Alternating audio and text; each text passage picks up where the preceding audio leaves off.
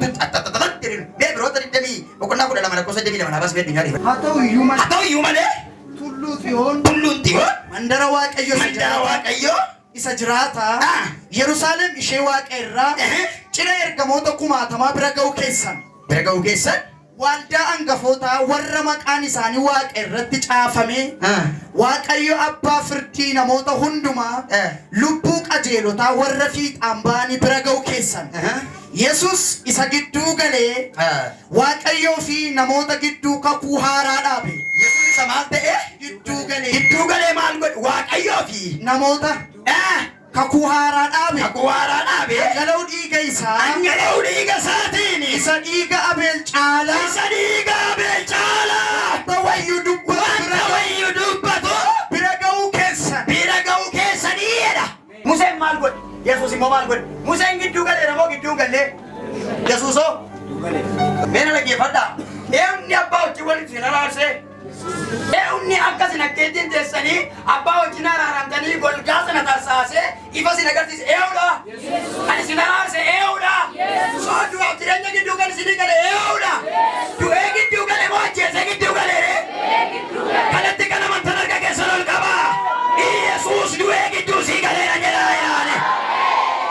Museeni Waaqayyoon araara gaafate. Aariin isaa erga qabbaneessee booddee dhufee maal godhe? Sabattii fixe. Yesuus garuu aarii Waaqayyoo abbaa qabbaneessee dhiise miti. Ofirratti qabbaneesse. Du'icha ofii isaa fudhate. Nama haliita hayyaaniyaa. Dhaqee ajjeesee utuu hin taane achumatti aaricha fixee fi anarratti aariin kee qabbanaa'uure. Narratti qabbaneeffadhu aarii kee narratti qabbaneeffadhu hagabbanaa'u narratti jedhee wayyoo haadha koo du'a kee fudhatee xoofoo kee fudhatee Yesuus du'ee gidduu sii galeera jedhaa yaane. Maal kee fudhatee? Du'a kee fudhatee. Inaa dhaggeeffadhaa. Yesuus garuu aarii Waaqayyoo abbaa qabbaneessee dhiise miti.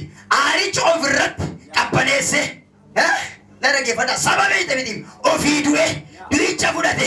Dhaggeeffadhaa. Yesuus jedha akka Musee jaarsummaa miti kan inni dhufe. Du'icha fudhate malee. Akka Museetti gidduu nuu galee boba'aa aarii isaatii ofirratti fudhate Waaqayyo hunduma isaa isa irratti arguudha ilma isaa irratti argee. Kanatti Yesuus fudhatee gaara fudhatee kan dhufe garuu dhiisiif araara godhiif irra darbiif irraa fuudh. Kan Musee maalidhaa? Aaree dhufee. Beekumti ka beeku oolti dhugee arakkoo ishee inni kun maalidhaa dhufe?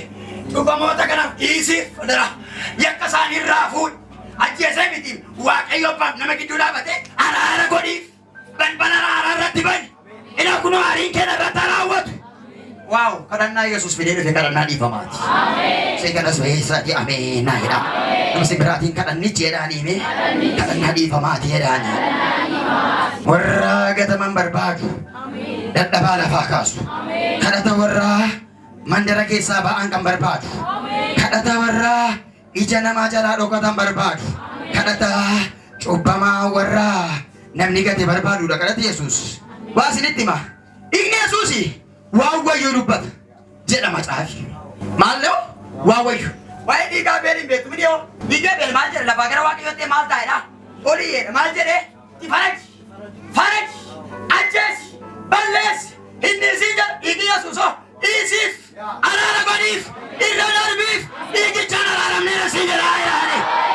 Dhiisiif olii lama kan jedhee si olidha. Dhiisiif ishii araara godhiif ishii gidduu galiif ishii baraari ishii eegamsa kana irraa kaasi. Akka Abeel dhiigichi sitti hin faranne firdi sirraa kaase malee jedhaa yaane. Namni tokko Yesuusa jedhu amantiidhaani. Anaaf jedhaa yaade. Du'ee gidduu naa gale malee jedhaa yaade. Na ajjeesee gidduu naan galle jedhaa yaade jala keenya. Higgee birmaadha beektu achi ol natti yaa yeessa obboleessi jedhe gaafa maali gurbaan deebise gaara maatan beekaree maal deebisaa lafa ollatti iyyaa maal jedhe dibara jedhe inni isin jedhe duukkaanaa bu'edhe kan Yesuusoo dhiisiif maalu. Akka isin jirtu al tokkoof bara baraafi hiiki oolicha beema duru baaseera jedhaa namichi al tokkicha bara baraaf jedhaa iyyaati hiikichi beema dura baaseera jedhaa iyyaati.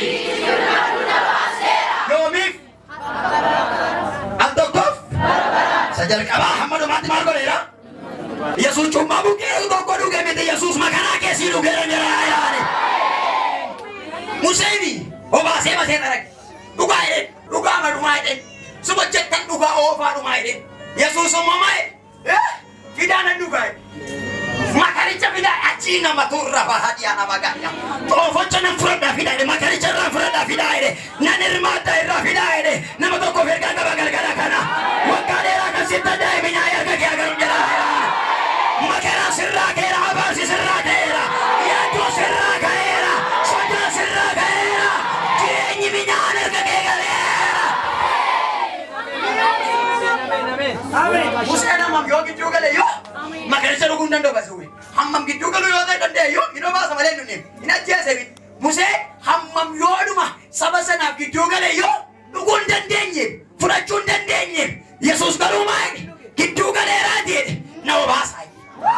Laga saafannoo isa hojirratti dhaam qullaa fannoo dhaabateetu lafa deemuun gaheetti makaraa ijoollee koo naafilaanan deebodhe waan tokko naafilaanan sooradhaa tokko tasanaan deebi dhugaa jedha tokko immoo qullaa dhaabateetu nan fudhadhe maaloo makaraa kee ani harkumaa jalqabee waanuma tokkirratti jibite dhuguu geera sana hajii nama turra badii bahadhiyaadha ani waaqayyo waan ati maara daqiiqaa kana humna lallaba kana keessa jiruun ergaa sii qabaane humna barumsa kana keessa jiruun ergaa sii qabaane humna wangeela kana keessa jiruun ergaa sii qabaane xoofoo waggaa dheeraa sigiriinsa sirraa dhangalaaseera